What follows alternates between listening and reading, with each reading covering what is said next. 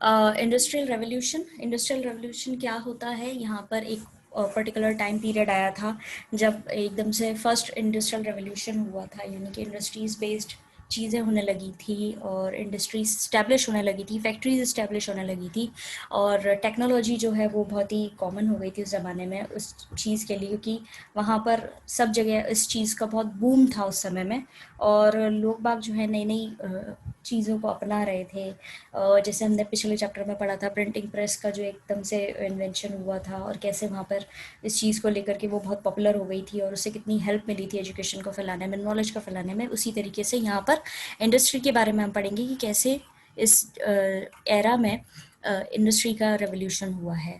The transformation of industry in the economy in Britain between 1780s and the 1850s is called the first industrial revolution. अब transformation जो हुआ था industry का और economy का वो ब्रिटेन के अंदर हुआ था, यानी ब्रिटेन के अंदर स्टैब्लिश हुई थी इंडस्ट्री और इकोनॉमी, यानी आर्थिक चीज़ें जो हैं वो भी यहाँ पर लागू की जा रही थी। ठीक है, इंडस्ट्री बेस्ड होगी तो ऑब्वियस सी बात है लोगों को एम्प्लॉयमेंट मिलेगा तो इकोनॉमी सुधरेगी तो लोगों के स्टैंडर्ड ऑफ लिविंग जो है वो थोड़ा सा बेटर होगा। तो सारी चीज़ें इंटरलिंक्ड हैं। अब हम पढ़ेंगे 1780 से 1850 के अंदर उस एरा को बोला जाता है फर्स्ट इंडस्ट्रियल रेवोल्यूशन। ठीक है, अब this had far reaching effects in Britain. इसके अंदर जो है बहुत आगे तक के इफेक्ट्स जो हैं देखे गए थे ब्रिटेन के अंदर। Latest similar changes occurred in European countries and the USA, और बाद में यूरोपियन कंट्रीज़ के अंदर भी और यूएसए के अंदर भी इसी तरह के चेंजेस आने लगे थे। There were to have a major impact on the society and economy of those countries and also on the rest of the world. इसका इफेक्ट क्या पड़ा था? बाकी सोसाइटी पे भी पड़ा था और दूसरे देशों की इकोनॉमी के ऊपर भी पड़ा था। तो ऑल ओवर इम्पैक्ट पड़ा था इस इंडस्ट्रियल रेवोल्यूशन का। This phase of industrial development in Britain is strongly associated with new machinery and technologies. अब ये इंडस्ट्रियल डेवलपमेंट जो है, जैसा मैंने भी आपको बोला था टेक्नोलॉजी बेस्ड पे ही था, वैसे ही यहाँ पे मशीन्स और न्यू मशीन्स और टेक्नोलॉजी जो है वो आई थी। ठीक है, these made it possible to produce goods on a massive scale compared to handcrafts and handloom industries. अब एक हाथ से काम करने पे कम प्रोडक्शन हो रहा था और वहीं पे जब मशीन से काम किया जा रहा था तो वहाँ पे ज़्यादा मैसिव स्केल पे प्रोडक्शन हो रहा था। वो यहाँ पे डिफरेंस दिखने लगा था। The chapter outlines the changes in the cotton and iron industries. अब इस चैप्टर के अंदर हम पढ़ेंगे कॉटन और आयरन इंडस्ट्रीज के बारे में। Steam, a new source of power, begin to be used on a wide scale in British industries। और स्टीम जो है उसको कैसे यूज़ किया जाने लगा था उस समय में? पावर की तरह। ठीक है, नई पावर की तरह यूज़ किया जाने लगा था। ब्रिटिश की इंडस्ट्रीज़ के अंदर स्टीम का बहुत बड़ा एक रोल जो है वो शुरू हो गया था। Its use led to faster forms of transportation by ships and railways। Steam का प्रयोग करने से ट्रांसपोर्टेशन में भी काफ़ी मदद मिली थी। शिप्स हो या रेलवेज हो, दोनों में ही स्टीम इंजन हुए। ठीक है, उनकी मदद मिल करके ये चीज़ों को एक जगह से दूसरी जगह लेके जा रहे थे और प्रोडक्शन भी मैसिव हो रहा था। Many of the inventors and businessmen who brought about these changes were often neither personally wealthy nor educated in the basic sciences like physics or chemistry, as will be seen from the glances into the backgrounds of some of them। अब कई सारे inventors जो थे और businessman जो थे जो ये चेंजेस लेकर के आए थे, ना तो वो पर्सनली खुद से इतने ज़्यादा पैसे वाले थे, ना ही वो बहुत ज़्यादा एजुकेटेड थे, ना तो उनको फिजिक्स और केमिस्ट्री की ज़्यादा नॉलेज थी।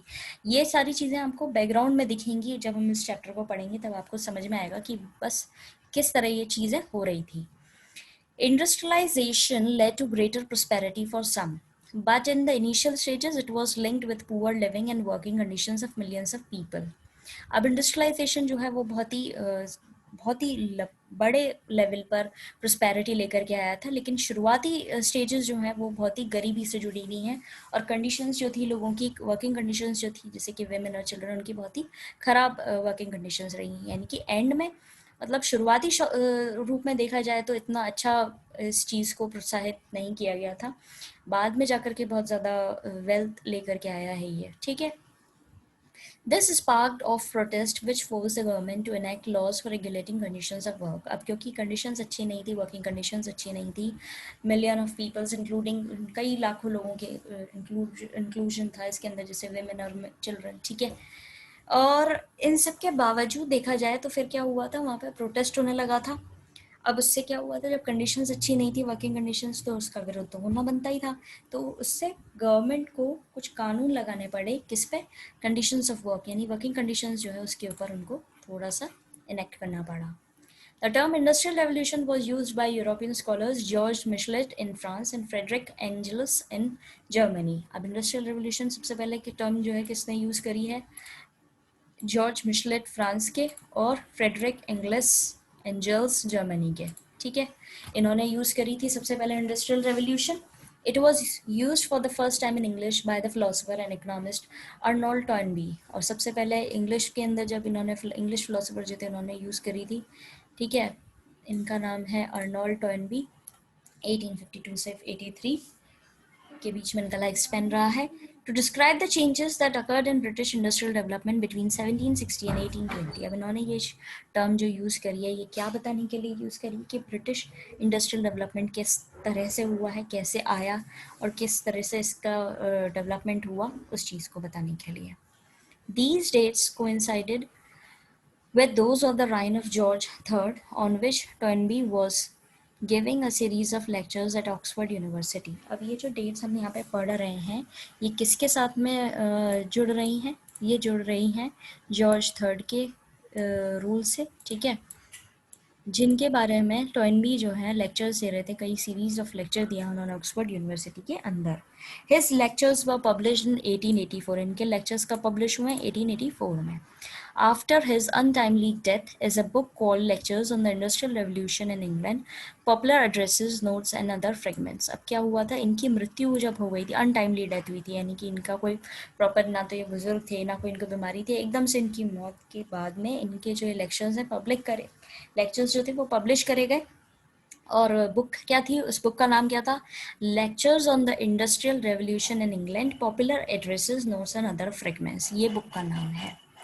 Later, historians T.S. Ashton, Paul Mentox, and Eric Hobsbawm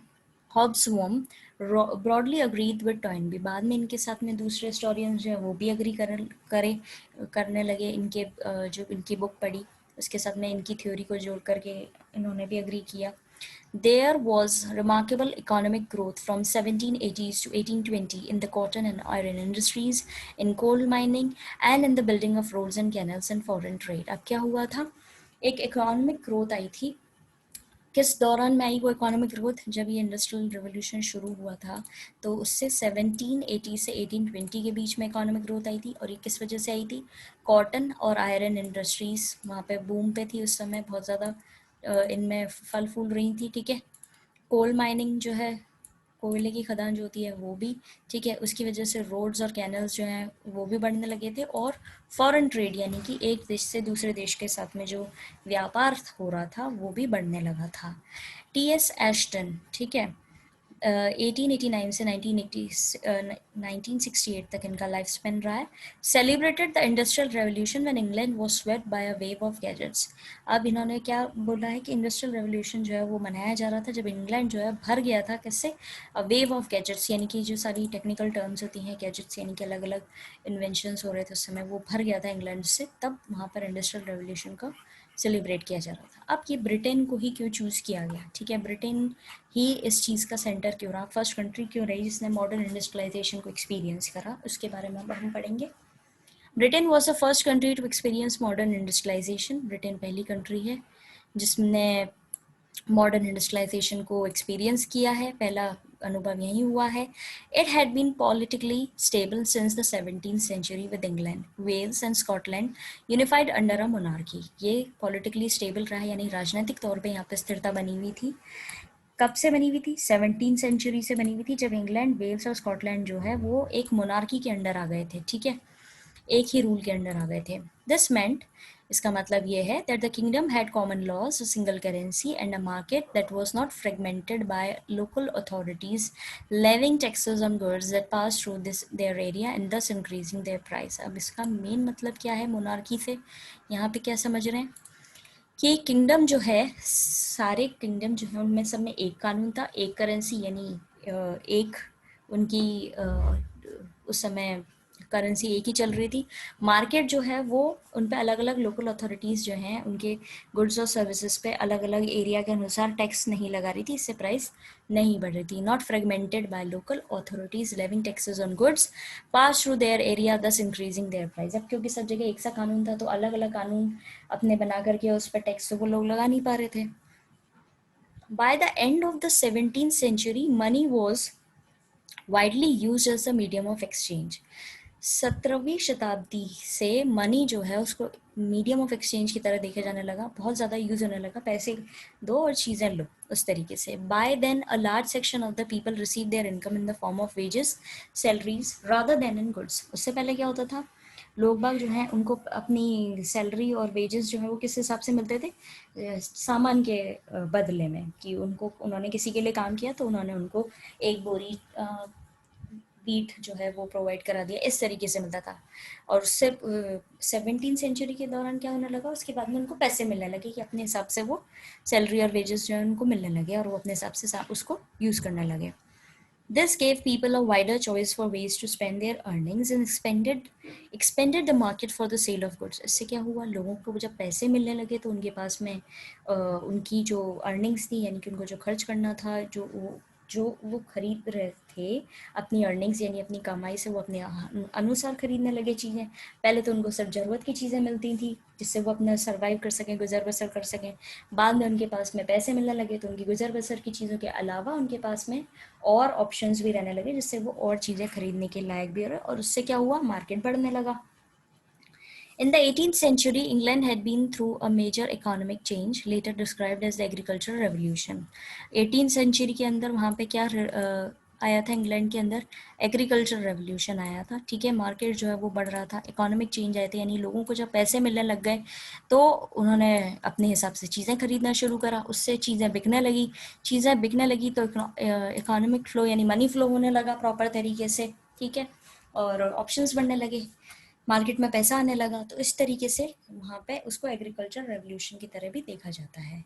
this was the process by which bigger landlords had brought up small farms near their own properties and enclose the village common lands, thus creating very large estates and increasing food production। अब इसके अंदर main agriculture वो कैसे आया है, इस process में क्या होता था, बड़े जो ज़मींदार होते थे वो छोटे छोटे फार्म्स खरीदते थे, अपनी प्रॉपर्टीज़ बनाते थे वहाँ पर, और किसके किनारे बनाते थे, विलेज के किनारे पे बनाते थे, गांव के किनारों पे बनाते थे, और वहाँ की जो गांव की कॉमन ज़मीन है उसको भी खरीद लेते थे और एक बड़ी एस्टेट बनाते थे, और उसका फिर वहाँ पर एक लार्ज लेवल पे, बड़े लेवल पे फूड प्रोडक्शन किया जाता था। ठीक है, क्योंकि इनके पास ज़मीन अच्छी होती थी।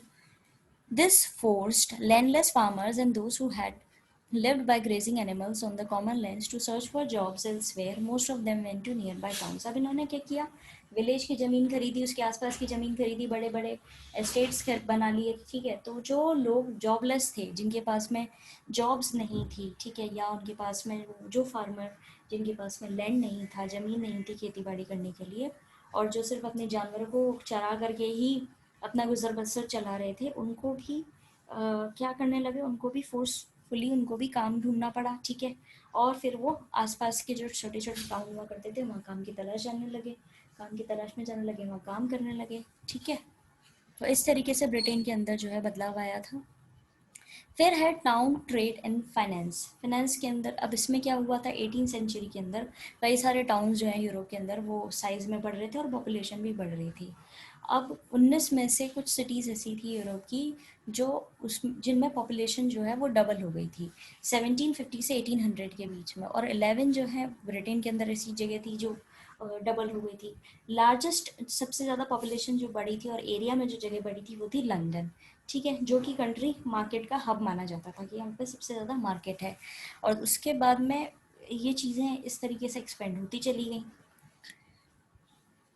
लंदन को ग्लोबल सिग्निफिकेंस भी मिला, यानी लंदन जो है ग्लोबली भी फेमस हुआ। 18th सेंचुरी के एंड तक ग्लोबल ट्रेड जो है वो शिफ्ट हो गया था, मेडिटेरियन पोर्ट्स जो थे इटली फ्रांस से, ठीक है, वो कहाँ शिफ्ट हो गया था, हॉलैंड और ब्रिटेन के अंदर। From the 18th century, many towns in Europe were growing in area and in population. 18th century के से ही कई सारे टाउन्स जो हैं यूरोप के अंदर वो बढ़ रहे थे साइज में और पॉपुलेशन में।